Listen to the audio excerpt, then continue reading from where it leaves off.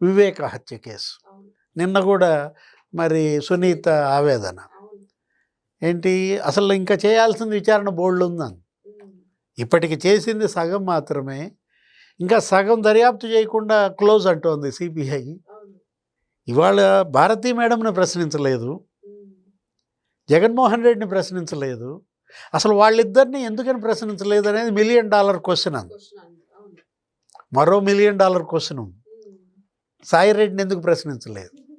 వివేక హత్య కేసు, అది హత్య అని కాకుండా గుండెపోటు అని చెప్పాడు. ఎవరు చెబితే చెప్పారు. ఆ రోజు ఏదో మీడియా అడిగినట్టుంది. మీడియా అడిగితే ఏమని చెప్పాడు, ఏమన్నా మీకు గుండెపోటు అని మీరే కదా చెప్పింది.